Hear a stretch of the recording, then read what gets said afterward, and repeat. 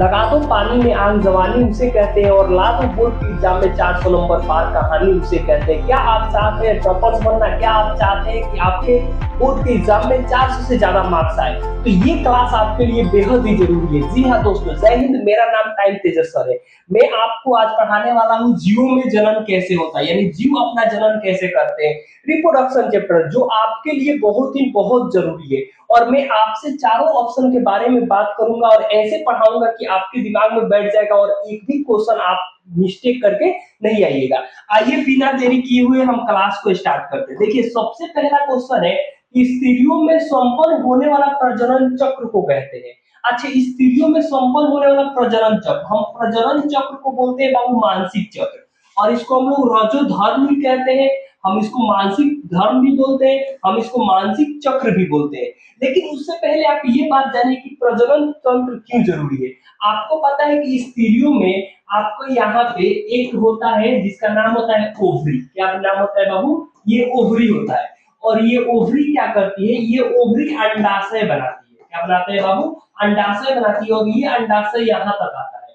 और ये पूरे प्रक्रिया 28 दिनों तक चलती है, और 28 दिन में ये अंडाशय पूरी तरह से परिपक्व होता है, और परिपक्व होने के बाद से ये टूट जाता है, और टूट के स्त्री के शरीर से कहाँ निकल जाता है बाबू? बाहर निकल जाता है, जिसको मानसिक चक्र बोलते हैं, या रजोधर्म बोलते हैं, या मानसिक धर्म बोलते हैं। ये प्रक्रिया होता क्यों है? ये प्रक्रिया गर्भावस्था के लिए होता है, यानी पीढ़ी दर पीढ़ी अपना जनसंख्या बना रहे, इंसान का जनसंख्या बना रहे, इस वजह से गर्भ अवस्था के लिए ये प्रक्रिया होता है 28 दिनों में, और इसको हम लोग बोलते हैं बाबू रजोधर्म, मानसिक धर्म, मानसिक चक्र। Option number D is a right answer.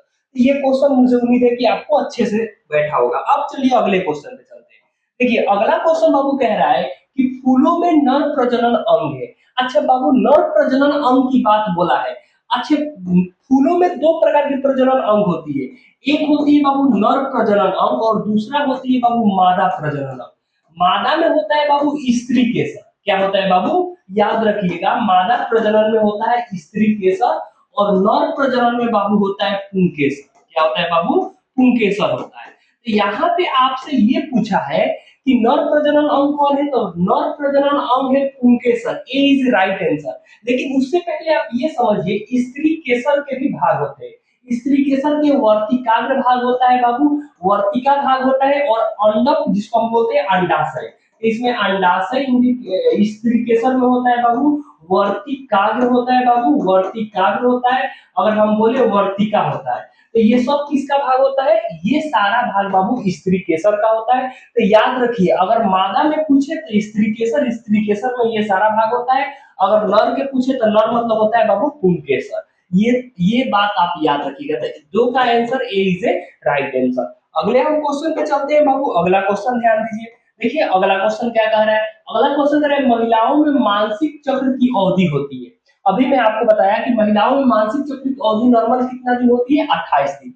हालांकि कोई कोई महिलाएं में 28 से ज्यादा भी हो सकता है, लेकिन नॉर्मल आपको टिक करना है 28 दिन। कोई भी एग्जाम में पूछे तो आपको याद रखना है कि महिलाओं में मानसिक चक्र की अवधि कितनी दिन होती है? 28 दिन होती है, और ये गर्भ अवस्था के लिए होती है।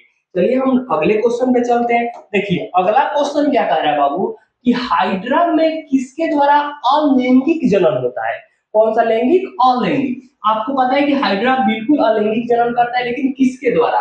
क्या खंडन के द्वारा करता है? नहीं। क्या कृत्रिम विधि करता है? क्या कृत्रिम मतलब होता है क्या मानव द्वारा होता है? मतलब मानव विधि द्वारा होता है? बिल्कुल नहीं, मानव विधि द्वारा नहीं होता है। अगला कह रहा है पुनर्जनन, बिल्कुल नहीं। देखिए, जो हाइड्रा होता है ना बाबू, हाइड्रा के कुछ अगर हम स्ट्रक्चर की बात बोले तो ध्यान दीजिए। ये मान लीजिए कि ये आपका हाइड्रा हो गया, ये आपका बाबू क्या हो गया? ये आपका हाइड्रा हो गया। हाइड्रा अपने शरीर को यहाँ से एक न्यू जीव का निर्माण करता है, और न्यू जीव का निर्माण करके यहाँ से ये अलग हो जाता है, और अलग होने की प्रक्रिया को बाबू बोलते हैं मुकुलन। क्या बोलते हैं बाबू? मुकुलन बोलते हैं। क्या बोलते हैं? मुकुलन बोलते हैं। तो हाइड्रा अपना जनन किसके द्वारा बाबू करता है? तो हाइड्रा अपना जनन मुकुलन के द्वारा करता है, यानी D is a right answer, क्योंकि अपने ये भाग को यहाँ से तोड़ लेता है और तोड़कर अलग कर लेता है, जिसको हम बोलते हैं मुकुलन प्रक्रिया। क्या बोलते हैं बाबू? मुकुलन प्रक्रिया बोलते हैं। तो याद रखिएगा, हाइड्रा अपना जनन मुकुलन द्वारा करते हैं। चलिए हम अगले क्वेश्चन पे चलते हैं। ध्यान दीजिए, अगला क्वेश्चन बाबू क्या कह रहा है? कह रहा है इनमें से कौन अलैंगिक जनन की विधि है? कौन अलैंगिक जनन की विधि है? सबसे पहले विखंडन। अच्छा, विखंडन किस में होता है, ये भी आपसे क्वेश्चन पूछ लेता है कि विखंडन किस जीव में होता है। तो याद रखिए बाबू, विखंडन होता है अमीबा में। किसमें होता है बाबू? अमीबा में। मोस्ट इंपोर्टेंट क्वेश्चन है और ये आपको याद रखना है।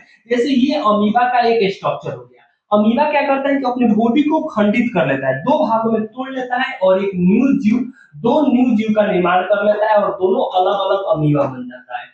और इसी को बोलते हैं बाबू विखंडन, यानी अपनी बॉडी को क्या कर देता है, खंडित करके, तोड़कर, और दो नए नए जीवों का क्या करता है बाबू, निर्माण करता है। तो अमीबा में विखंडन होता है, याद रखिएगा। मुकुलन की बात करें तो अभी हम बताए थे कि मुकुलन किसमें होता है बाबू? हाइड्रा में होता है। किसमें होता है बाबू? हाइड्रा में। कौन सा होता है? जैसे ये अभी हम बताए थे कि ये हाइड्रा एक जीव हो गया, ये हाइड्रा एक जीव हो गया, यहाँ से अपने बॉडी को एक नए जीव में कन्वर्ट कर देता है। तो मुकुलन किसमें होता है बाबू? मुकुलन हाइड्रा में होता है। अगर हम बात करते हैं बाबू ऑप्शन नंबर सी की, तो बीजा पुनर्जनन। बीजा पुनर्जनन मतलब होता है कि बीज अंकुरित हो जाना। तो इसमें ये भी जो बीजा पुनर्जनन का मतलब होता है कि जो बीज होता है ना बाबू, वो मतलब टेम्परेचर को मेंटेन करके, यानी नियंत्रण टेम्परेचर में। कौन सा टेम्परेचर में बाबू? नियंत्रण टेम्परेचर में। नियंत्रण टेम्परेचर में ये अपने आप को क्या करता है? बीजारोपण करता है। ये किसमें होता है, याद रखिएगा। ये होता है बाबू शैवाल में। किसमें होता है? शैवाल में होता है। और ये होता है बाबू कवक में। किसमें होता है? कवक और शैवाल में कौन सा जनन होता है? बीजा पुनर्जनन होता है, जो अपने अवस्थाओं को नियंत्रित करके और न्यू जीव का क्या करता है? निर्माण करता है। तो मुकुलन भी एक अलैंगिक प्रक्रिया है, विखंडन भी अलैंगिक प्रक्रिया है, बीजा पुनर्जनन भी अलैंगिक प्रक्रिया है। तो option D is right answer. इनमें सभी जो होता है बाबू, ये आपको याद रखना है, अलैंगिक जनन है। किसमें होता है? अगर विखंडन की बात करें, अमीबा में होता है। हाइड्रा की बात करें, मुकुलन में होता है। बीजा पुनर्जनन की बात करें तो शैवाल और कवक में होता है। तो इनमें से कोई भी जीव के बारे में पूछे तो मुझे उम्मीद है कि आप ऑप्शन टिक करके आ जाइएगा। अगले क्वेश्चन पे हम चलते हैं। अगला क्वेश्चन आप ध्यान दीजिए बाबू, कह रहा है कि एक लिंगी पुष्प का उदाहरण है। अच्छा, सबसे पहले हम ये जानेंगे बाबू कि एक लिंगी पुष्प होता क्या है। तो याद रखिएगा, एक लिंगी का मतलब होता है ना, जिसमें, याद रखिएगा, जिसमें नर या मादा कोई एक हो, कोई एक हो। या तो बाबू नर हो, या तो क्या हो बाबू, नर हो, या तो क्या हो, मादा हो। दोनों में से कोई एक होता है, उसे हम बोलते हैं एकलिंगी। अगर हम बात करते हैं बाबू द्विलिंगी के, तो द्विलिंगी का मतलब होता है कि जिसमें नर और मादा दोनों, जिसमें नर और मादा दोनों हो। तो नर और मादा दोनों उसमें द्विलिंगी कहते हैं। लेकिन एक लिंगी की बात करें, या तो नर हो या तो मादा हो। अब क्वेश्चन कह रहा है कि एक लिंगी पुष्प का उदाहरण है। ऑब्वियस सी बात है, एक लिंगी पुष्प का उदाहरण पूछ रहा है तो पपीता। याद रखिएगा, पपीता जो होता है बाबू बिल्कुल एक लिंगी होता है। तो याद रखिएगा, पपीता एक लिंगी होता है, क्योंकि पपीता में, कोई पपीता में या तो नर होता है या तो मादा होता है, दोनों में से कोई एक उपस्थित होता है।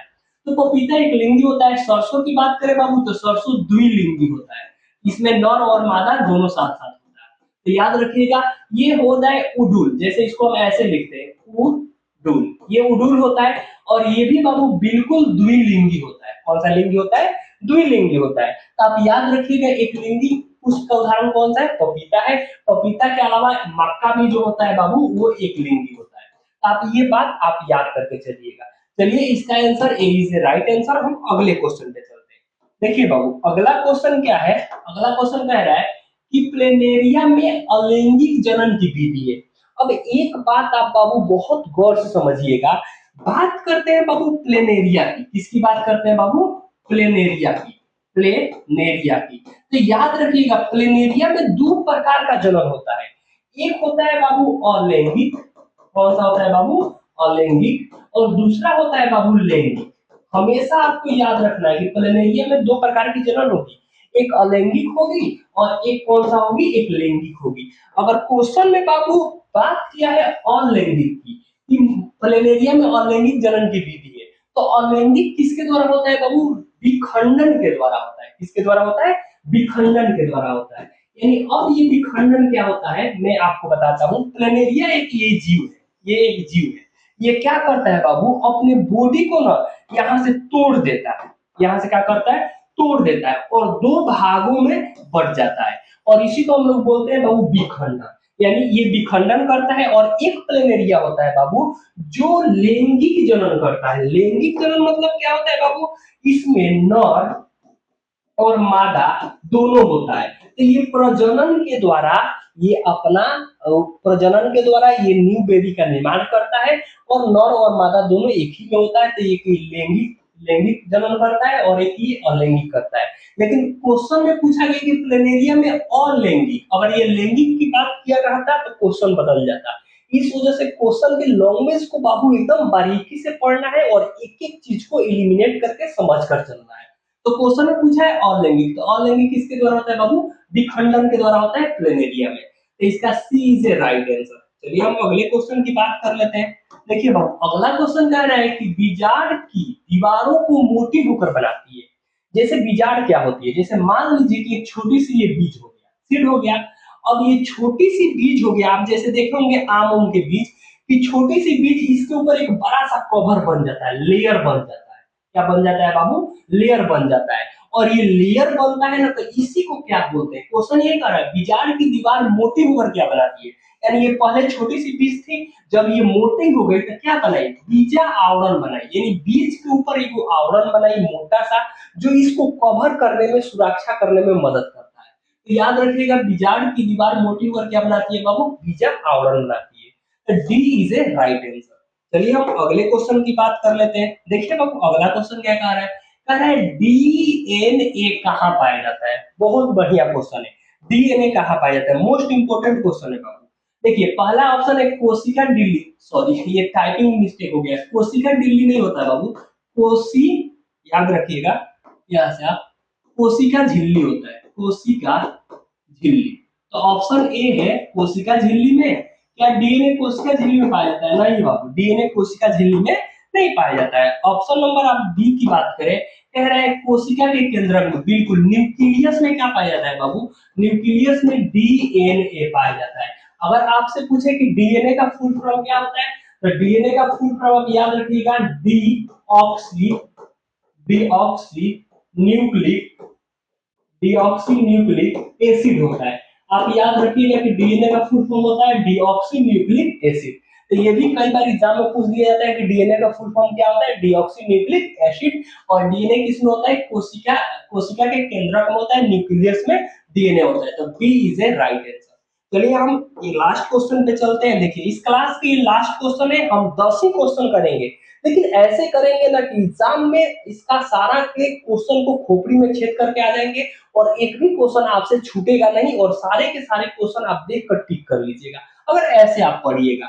और याद रखिएगा, याद रखें अगला क्वेश्चन कह रहा है कि पुंकेसर के अग्रभाग को कहते हैं। बिल्कुल ही जी, हम पुंकेसर के, हम लोग फर्स्ट या सेकंड क्वेश्चन की बात कर रहे थे, हम बात करते हैं पुंकेसर की। तो पुंकेसर किसमें होता है, वर्तिका। आपको पता है कि पुंकेसर एक किसका भाग होता है, एक पुंकेसर नर की भाग होता है, और वर्तिका किसकी भाग होता है बाबू, मादा की भाग होता है। तो ये ऑप्शन तो होगा ही नहीं। आप पढ़े लिखे अगर अच्छे से रहिएगा ना, तो ऑप्शन भी आप छाटना सीख जाइएगा, ताकि आपको इजी से इजी क्वेश्चन, जैसे हम यहाँ ऑप्शन ये छाट दिए कि पुंकेसर किसका भाग होता है, मादा का भाग, सॉरी वर्तिका किसका भाग होता है, मादा का भाग होता है, तो ये तो होगा नहीं। अगर बात करते हैं हम वर्तिका, तो वर्तिकाग्र भी किसका भाग होता है, मादा का भाग होता है, ये भी नहीं होगा। तो दो ऑप्शन तो ऐसे ही छूट गया। अगर हम बात करते हैं परागकोश, जी हाँ बिल्कुल, पुंकेसर का कौन सा भाग होता है बाबू, परागकोश पुंकेसर का भाग होता है।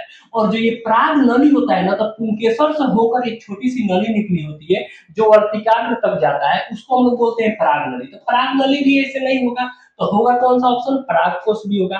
तो ऑप्शन भी यहाँ से आप एलिमिनेट कर सकते हैं, छाट सकते हैं। और इसीलिए हम बोलते हैं कि सबसे जरूरी होता है कि कोई भी चीज के बारे में आपको जानकारी लेना। जब तक आप किसी चीज के बारे में जानकारी हासिल नहीं करिएगा ना बाबू, वो चीज अच्छा नहीं होगा। चलिए आज की क्लास में हम लोग 10 क्वेश्चन की, लगभग इसमें 50 क्वेश्चन है। हम लोग सारे क्लास में एक एक क्वेश्चन को एलिमिनेट करेंगे और अच्छे से समझेंगे। बाकी आप लोगों से बस एक प्यार चाहिए, आप इस वीडियो को ज्यादा से ज्यादा शेयर कर दीजिए, ताकि आपके जो दोस्त है, फ्रेंड है, वो अच्छे तरह से बोर्ड के एग्जाम का प्रिपरेशन कर सके, तैयारी कर सके, और इस एग्जाम में 400 पार नंबर ला सके, ताकि आपका नाम रोशन हो। फिर हम मिलते हैं नेक्स्ट क्लास में, तब तक के लिए धन्यवाद।